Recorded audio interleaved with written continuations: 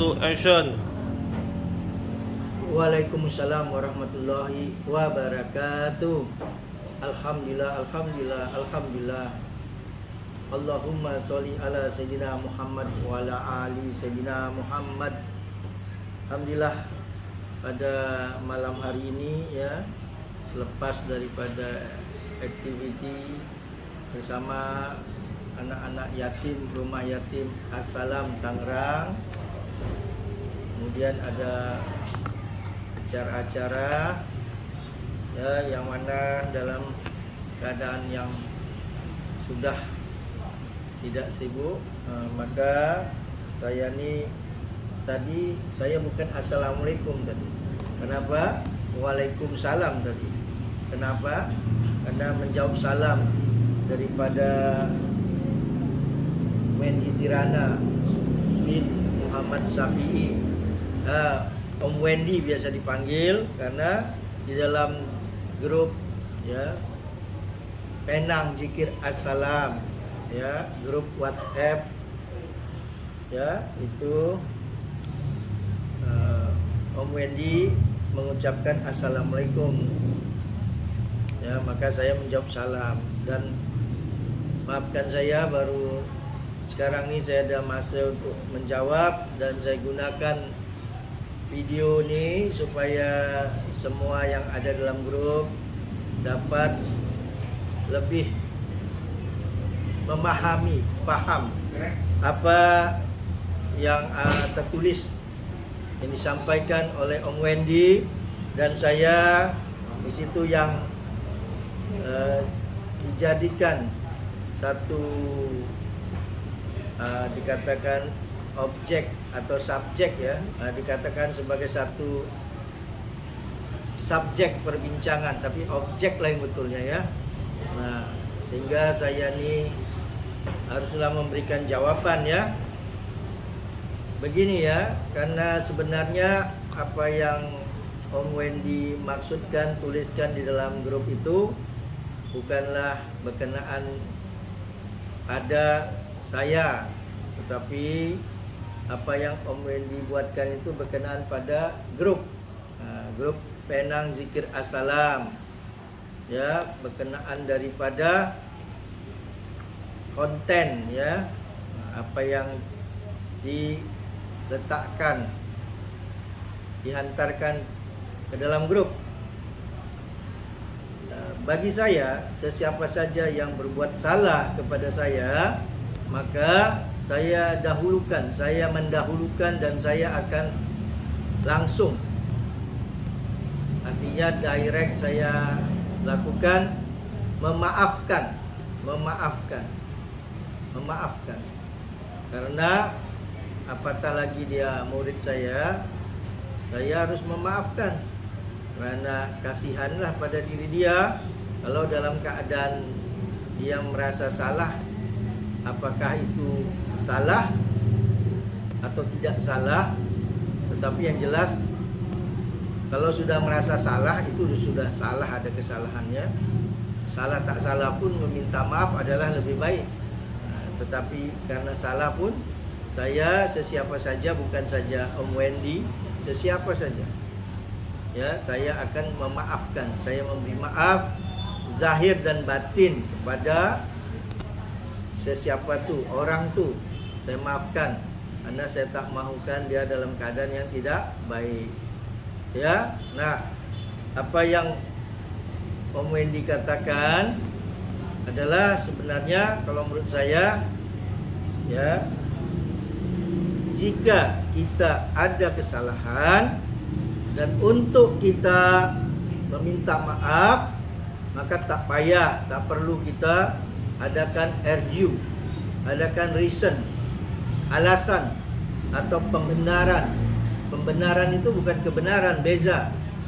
Kalau kebenaran itu memang dia hak dan benar dia. Tapi kalau pembenaran sesuatu yang salah, dicari alasan, dibuatkan satu dalih, bukan dalil, dibuatkan satu dalih untuk supaya dianggap benar, itu namanya pembenaran. Jadi tak payah, tak perlu adakan alasan apa-apa pun. kita salah minta maaf saja. Itu lebih mudah saja. Ya, walaupun bagi saya akan memaafkan duluan, mendahulukan memaafkan. Ya, nah, karena apa yang berlaku itu adalah Om Wendy yang memasukkan sesuatu di dalam grup Minang Zikir As-Salam, yang mana sudah ada adminnya, sudah ada yang EJK-nya. Nah, dia yang mengatur perkara video-video. Ya, karena ada video yang telah dibuat yang sebelum-sebelumnya tuh, ya kan? Om Wendy memang langsung masukkan, tetapi memang karena sudah dibagi arahan, sudah dibagi amanat, nah silalah masuk. Ya, jadi Om Wendy hanya tidak memandang kepada admin, kepada yang mengatur di dalam grup nih perkara video. Ya, bayangkan setelah video diantar baru dibagi tahu, baru diberitahukan bahwa Pak Imran Surbakti milad, tapi video sudah masuk. Ya, nah, sehingga di sini adalah sesuatu yang artinya tidak sesuai SOP, Standard Operational Procedure. Ya, nah, itu yang sebetulnya tak boleh, kecuali Om Wendy memasukkan ke dalam grup yang Om Wendy adminnya, yang Om Wendy memang berkuasa dalam grup tuh. Contohnya grup Rumah Sehat As-Salam. Nah, itu Om Wendy berkuasa sehingga Om Wendy boleh leftkan orang, move-kan orang, ya. Move-kan, pindahkan orang, keluarkan orang. Ya kan? Nah, yang seperti terjadi pada diri Mas Cipto dan Bang Nasir, kena left, dikeluarkan. Ya, di move oleh Om Wendy dari grup Rumah Sehat As-Salam. Tidak ada pemberitahuan mengapa dia di left, di move, sehingga mereka kecewa hati, merasa ada sesuatu. Nah, maka harus di communication dulu, ya, baru keluarkan orang, ya, sehingga dia tak menilai diri apa-apa, sehingga dia keluar dari grup yang lain lagi, yang di situ ada Om Wendy-nya. Nah, ini dah perbuatan yang sebetulnya menurut saya communication yang tak ada. Saya ini sampai cakap seperti ini, ya. Dan kemudian kita salah, tak perlu lagi memberitahukan alasan kita, argue kita, argumentation kita, ya kan? Karena di dalam Islam begini loh caranya. Jika kita salah, maka kesalahan itu untuk terhapus pada diri kita dengan namanya bertobat. Ya, walaupun sekecil apapun salah, kita minta ampunan pada Allah, namanya tobat. Ya, ada 3 tanda tobat tuh. Kita salah, kalau nak bertobat ada 3 yang harus kita buat.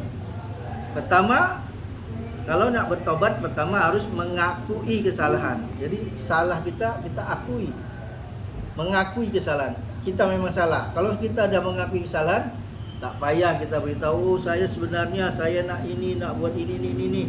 Reasons tu tak payah lagi, tak perlu. Akui saja kesalahan. Kedua adalah, ya, menyesali perbuatan salah. Harus ada penyesalan. Oh, saya tak mau lagi buatlah, tak mau buat salah lagi. Nah, kerana yang kedua ini menyesali, ya, maka supaya tidak terjadi yang ketiga, ya, artinya tidak mau mengulangi lagi, tidak mau mengulang lagi, membuatkan kesalahan yang sama tu tak mau lagi. Nah, itu perlulah yang kedua tadi, menyesal. 3 ni ada, ini namanya boleh masuk taubat. Ya, dengan 3 itu saja. Nah, kemudian Allah berkata, Allah akan mengampunkan satu kesalahan kita jika kesalahan itu karena ada perkara atau hubungan dengan orang lain, maka harus minta maaf dulu pada orang itu.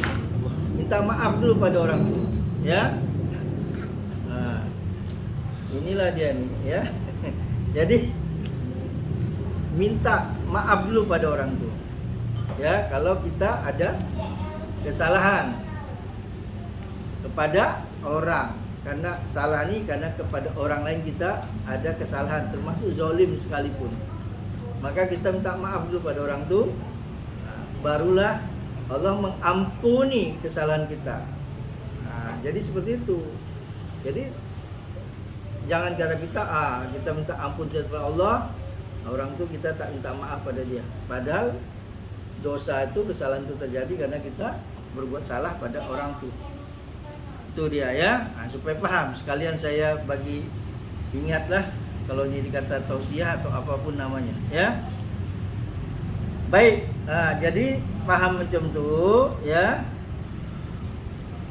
Jangan lagi ada alasan ya, walaupun alasannya itu luar biasa kan. Fastabikul khairat. Nah, fastabikul khairat itu adalah berlomba-lomba dalam berbuat kebajikan, tentunya dengan semangat. Ya, nah itu surah Al-Baqarah ayat 148. Ya. Nah, di situ Allah menerangkan perkara berlomba-lomba dalam berbuat kebaikan. Ya. Mengapa berlomba-lomba? Itu maknanya segerakan, cepatkan, lajukan berbuat baik supaya tak diganggu oleh setan, supaya setan tak sempat goda lagi. Kalau kita lambat-lambat, tak berlomba-lomba, tidak segera, maka setan akan ganggu, akan goda. Nanti kamu tak jadi berbuat baik lagi. Ya, memang itu ada, saya sampaikanlah karena itu firman Allah. Ya, surah Al-Baqarah ayat 148. Ya. Nah, di dalam berlomba-lomba juga maknanya supaya kita menjadi the winner, pemenang, terdepan. Terdepan itu paling depan. The winner. Kalau orang berlomba, maka dia harus cepat-cepatlah, fast.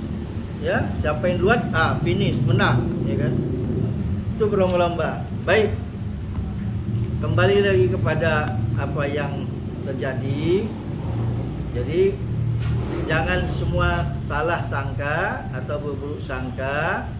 Ya, saya memang dah biasa jika ada yang salah, apatah lagi murid saya, apatah lagi orang-orang yang terdekat kepada saya, maka saya sudah mendahului untuk memaafkan zahir dan batin kepadanya. Ya, itu yang harus dipahami.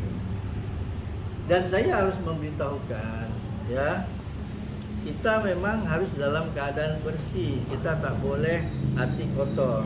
Hati kotor ini tak boleh. Ya.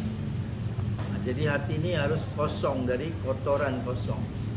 Ya, karena Allah berkata dalam hadis qudsi, ya, jika langit dan bumi dibentangkan macam permadani itu, macam karpet dibentangkan, ya, maka tak dapat menampungku. Tetapi aku ada pada hati atau kolbu hambaku yang bersih. Nah, saya ulangi lagi ya. Bismillahirrahmanirrahim.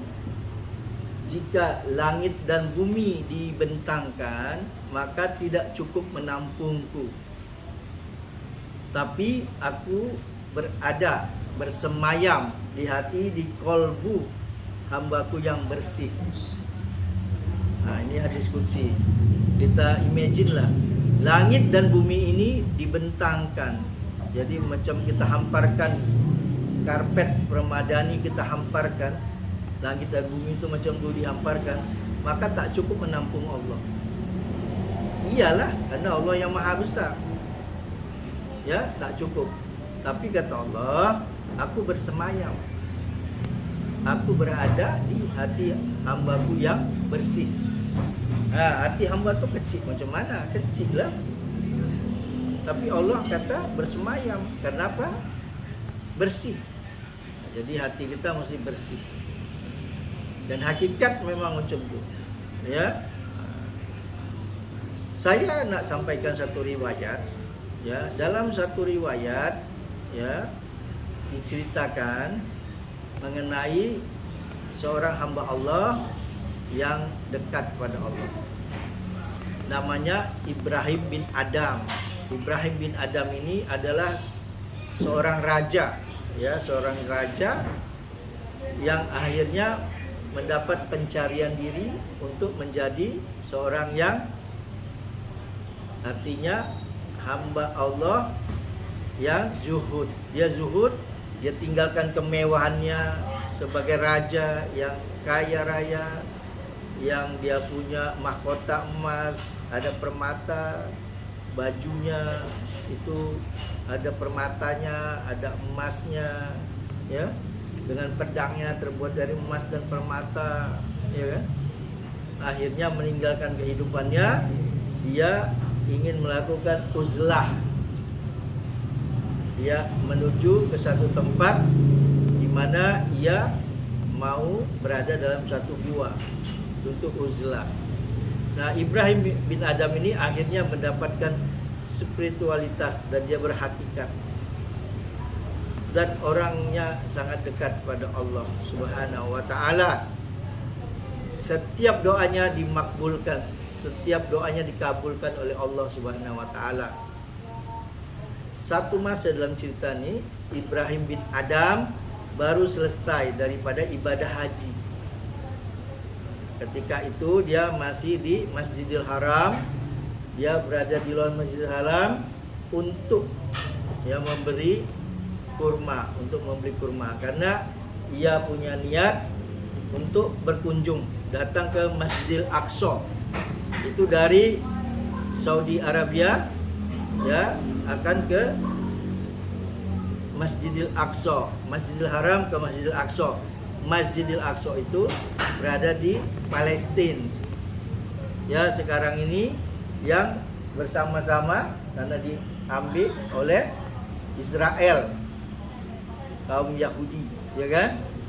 Nah, maka nak berangkat dia beli kurma sebagai bekal dalam perjalanannya ke Masjidil Aqsa. Dia beli kurma. Maka dia cari penjual kurma. Ada seorang penjual kurma, lelaki yang sudah tua. Maka dia beli kurma pada lelaki yang tua itu. Lelaki itu pun mengambil bungkusan, maka mengisi kurma dan buah kurma itu dalam bag tuh, bungkusan tuh ditimbang lah. Nah, setelah sepakat dengan harga dan dah ditimbang, maka bungkusan tuh diikat. Masa Ibrahim bin Adam mengambil bungkusan kurma yang ia beli, maka ia tengok di timbangan tuh, di dekat timbangan tuh, ya, ada satu butir kurma, satu buah kurma. Karena Ibrahim bin Adam berpikir, oh ini buah kurma satu ini adalah buah kurma yang dia beli, yang jatuh atau tak masuk dalam bungkusan. Nah, dia berpikir satu kurma ini adalah kurma yang terkeluar atau jatuh tak masuk ke dalam bungkusan kurma, dan itu cuma satu butir saja. Maka dia ambil, dia makan, dan dia melakukan perjalananlah ke Masjidil Aqsa. Perjalanan itu dia tempuh 4 bulan. Setelah 4 bulan lamanya baru dia sampai ke Masjidil Aqsa. Dan Ibrahim bin Adam mencari tempat di Masjidil Aqsa yang biasa dia lakukan. Dia cari tempat lah biasa untuk ibadat atau untuk sholat dan doa. Dia cari tempat yang biasa dia berada di situ, di mana di bawah Kubah Safra. Di bawah Kubah Safra itu biasa dia di situ. Nah, ketika itu dia nak memulailah ibadat. Yang pertama ia nak berdoa. Masa dia nak berdoa, dia mendengar 2 orang malaikat Allah. Malaikat ni bercakap-cakap. Oh, itu Ibrahim bin Adam. Dia ni orang suci, dia bersih, dia orang dekat pada Allah. Ya, sentiasa dia berdoa, Allah kabulkan. Allah makbulkan doanya, dikabulkan doanya. Kata malaikat yang satu, sekarang ini dia kalau doa tak akan dikabulkan lagi. Doanya ditolak Allah. Nah, itu kata malaikat itu, ditolak Allah doanya. Dan Ibrahim bin Adam mendengar apa perkataan malaikat tadi. Doanya sekarang ini telah ditolak ditolak, tidak dikabulkan lagi. Mengapa? Karena dia, kata malaikat itu, memakan satu buah atau satu butir korma yang bukan haknya. Maknanya dia mengambil hak orang lain, artinya mencuri. Nah itu Ibrahim bin Adham dengar, karena kurma itu bukan milik dia dalam bungkusan yang sudah ditimbang. Contoh saja, ini contoh. Kalau ditimbang dia beli 1 kg, 1 kilogram, ya kan? Maka 1 kilogram itu hak dia dalam bungkusan. Tapi ini 1 butir ini ternyata bukanlah termasuk dalam 1 kg atau kilogram. Jadi itu adalah hak yang menjual, hak daripada bapak tua, orang tua itu yang menjual, bukan milik dia. Maka malaikat berkata, sekarang doanya ditolak. Kita bayangkan, imagine lah macam mana semua sekarang nih, ya kan? Apakah lebih bersih dengan Ibrahim bin Adham? Akhirnya Ibrahim bin Adham mendengarkan itu, dia tidak jadi doa di situ di bawah kubah sakra. Dia langsung nak pergi, nak balik ke Masjidil Haram, ke kota Mekah. Dia nak balik ke kota Mekah secepat-cepatnya untuk jumpai orang tua atau bapak tua penjual kurma itu. Apa gunanya? Meminta izin, memberitahukan bahwa kurma milik dia telah dimakan oleh Ibrahim bin Adham, dan Ibrahim bin Adham meminta izinnya supaya halal, dihalalkan apa yang dia makan tuh. Maka dia pun berkemas, bawa barang dia lagi untuk balik ke Masjidil Haram, ke kota Mekah di Saudi Arabia. Maka itu pun ditempuh lagi 4 bulan. Setelah 4 bulan, sampailah dia di Masjidil Haram di kota Mekah itu. Dia carilah penjual tuh, yang bapak tua tuh yang dia ingat, karena dia selalu membelinya di bapak tua tuh. Masa dia cari bapak tua tuh, dia tak jumpai lagi. Mana bapak tua tuh? Tapi dia tengok tempat yang tadinya bapak tua berjualan situ, ada seorang anak muda yang masih muda. Maka Ibrahim bin Adham bertanya kepada anak ini, saya nak tanya penjual orang tua tuh yang di sini mana? Kata anak muda tadi, oh bapak itu, orang tua itu sudah meninggal dunia. Sudah meninggal dunia. Ditanyalah oleh Ibrahim bin Adham, bila tu meninggal dunia? Kata anak tu, 1 bulan lepas. 1 bulan lepas dia meninggal dunia. Maka Ibrahim bin Adham pun macam mana nak minta izin, minta dimaafkan, dihalalkan. Maka Ibrahim bin Adham bertanya, siapa pengganti daripada bapak tua tu? Maka anak tu berkata, sayalah anak dari bapak tua tu. Anak muda tadi berkata, sayalah anak dari bapak tua tu. Oh berarti kamu adalah ahli waris. Kalau macam tu, dibenarkanlah saya meminta kurma yang 1 butir saya makan tu, supaya ahli warisnya memberikan izin atau menghalalkan.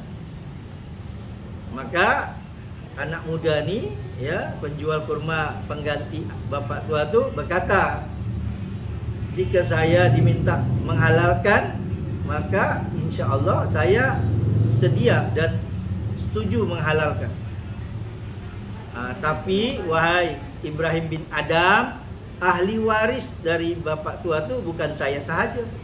Jadi bukan anak tu saja ahli waris dia.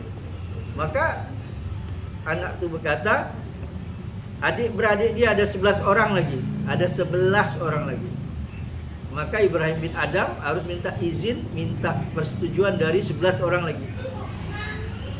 Tapi Ibrahim bin Adham, karena dia adalah orang yang zuhud, yang wara', ya, yang dalam hal ini kuat iman, maka dia berkata pada anak muda itu, beritahukan saya address, alamat atau tempat tinggal 11 orang saudaramu lagi. Maka Ibrahim bin Adham beritahu, maka anak muda itu beritahukan kepada Ibrahim bin Adham tempat tinggal, duduk ataupun address daripada 11 orang bersaudara dia, adik-beradik itu. Dan akhirnya Ibrahim bin Adham datangi semua 11 orang itu. dia jauhkah, manakah, dia selesaikan. Alhamdulillah akhirnya Ibrahim bin Adham mendapatkan penghalalan atau disetujui oleh semua ahli waris daripada bapak tua yang menjual kurma itu. Semua dah setuju, maknanya Ibrahim bin Adham sudah halal memakan kurma yang sudah dimakan. Dengan itu akhirnya Ibrahim bin Adham memang dia masa itu nak berada di Masjidil Aqsa, ya, maka dia akhirnya bertolak lagi, dia berangkat lagi ke Masjidil Aqsa. 4 bulan kemudian sampailah di Masjidil Aqsa dan dia ambil lagi tempat di bawah Kubah Safra. Dan dia mulailah berdoa sebelum beribadat solat, dia berdoa. Malaikat yang dua tu, yang berarti sudah 4 bulan tambah 4 bulan, sudah 8 bulan lepas tu, memang ada di situ. Dan malaikat berkata, oh itu Ibrahim bin Adham datang lagi sini. Ini dia yang doanya ditolak oleh Allah karena dia memakan satu kurma yang bukan haknya. Tetapi malaikat yang satu lagi berkata, tidak, dia sekarang doanya diterima Allah, doanya dimakbulkan Allah karena dia, ya, karena dia sudah mendapat izin menjadi halal apa yang dia makan karena ahli waris daripada penjual, yakni bapak tua itu telah memberikan izin, bersetuju dan menghalalkan. Jadi sudah halal, sehingga akhirnya Ibrahim bin Adham sudah pulihlah, artinya sudah bersih kembali, dan doanya, semua amal ibadatnya akan diterima Allah. Kamu harus imagine, ya, harus punya bayangan, pikiran juga. Kalau doa orang itu ditolak, pastinya ibadat lain juga tidak diterima, ditolak. Kenapa? Karena sholat itu adalah doa. Ya, paham tak? Nah, di sini harus ada kecerdasan. Tapi saya cukupkan saja, nanti panjang lagi ya. Nah, jadi kepada Wendy Kirana bin Muhammad Syafi'i, saya memang dari awal sebelum Om Wendy tulis pesan dalam grup, ya, yang di dalamnya disebutkan nama saya, ya, Muhammad Syahrul Alvan bin Ahmad Haidir Ilham, memang saya sudah maafkan tanpa pun diminta maaf, saya sudah maafkan zahir dan batin. Dan juga kepada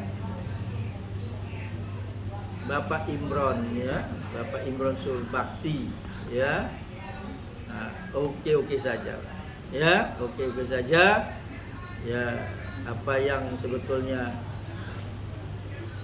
kami lakukan tak ada maksud apapun lah. Saya dah memang ada beritahukan Bang Nasir bahwa kita kalau berbuat baik itu jangankan kita berharapkan ucapan terima kasih, minta balasan, tak ada lah, ya.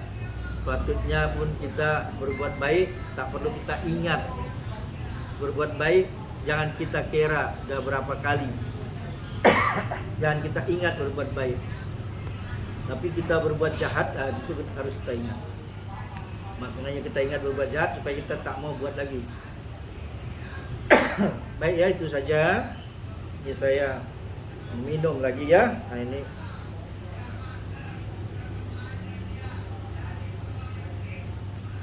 baik. Jadi itu saja kepada Om Wendy, ya.